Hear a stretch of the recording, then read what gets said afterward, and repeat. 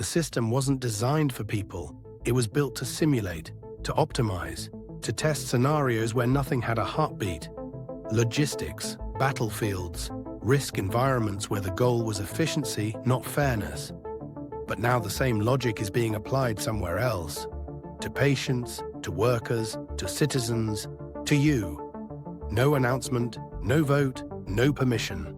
One day the system helped humans decide. The next day, humans were what it decided about. And once that happened, something changed permanently.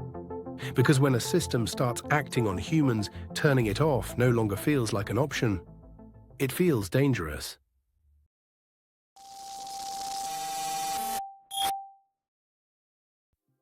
There used to be a line, not written, not formal, but understood. Some systems were built to model environments, not lives. They tested probabilities, simulated outcomes, optimized flows. None of these systems were ever asked to consider dignity, consent, or moral responsibility, because the environments they were built for didn't require those things to survive. They worked on things: traffic, resources, supply chains, battlefield movement, abstract risk. Humans stood outside that logic. Even when data described people, decisions still required a step back into judgment. Someone looked, someone weighed context, someone could say, this doesn't apply here. That boundary mattered, because it meant humans were never just variables, they were exceptions by default. A system could inform a decision, but it couldn't be the decision. Once a human entered the frame, different rules applied. Care, responsibility, consent, judgment. That separation wasn't perfect, but it was protective. It said, these tools were not meant to touch you directly.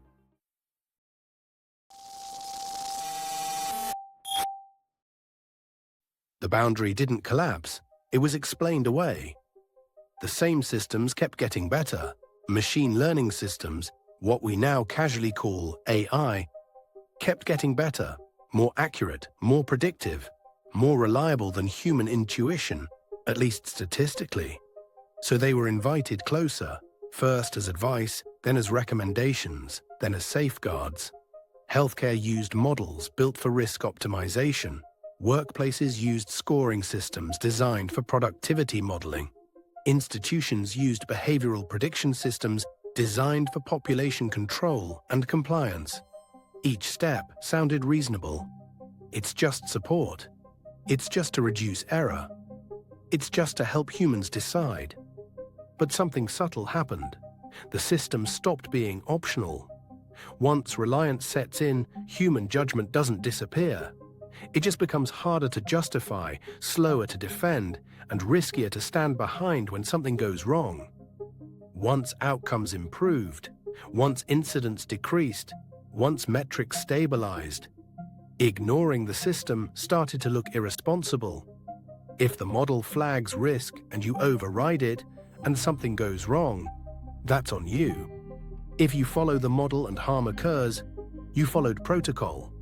So behavior changes. Not because people trust the system blindly, but because the system is safer to defer to. This is how justification works now. Not moral, procedural, and that's how systems designed for environments quietly crossed into evaluating people.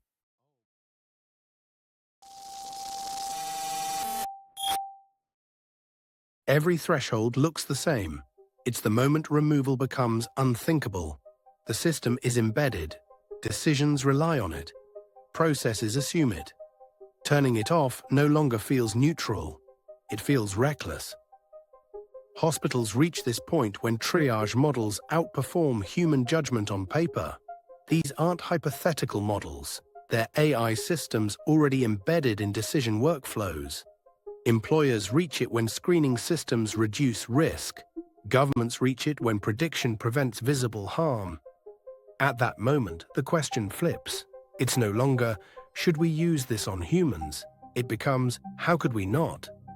That question sounds responsible, but it hides a deeper surrender, because it assumes the system's logic is safer than human hesitation, even when the cost is irreversible. That's the breach. The system was never meant to judge people. But now not using it is framed as negligence, and once that framing takes hold, there is no rollback.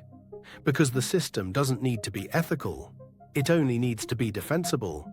Humans are no longer outside the system. They are processed by it. Ranked, flagged, delayed, approved, denied. None of these outcomes feel violent or dramatic, which is exactly why they're so difficult to resist once they become normal. Not because anyone chose to target humans, but because performance justified inclusion. That's the point of no return.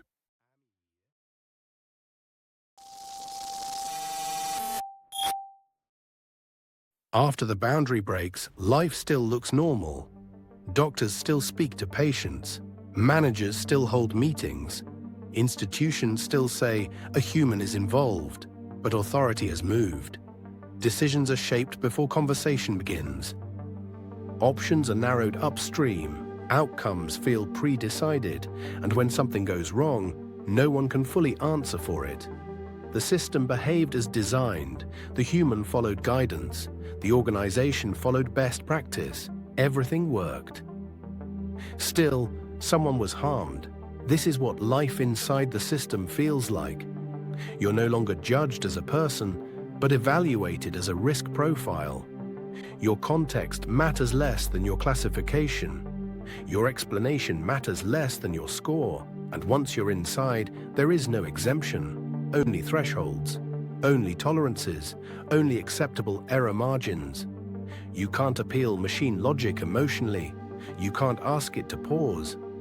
You can't ask it to see you, because it was never built to.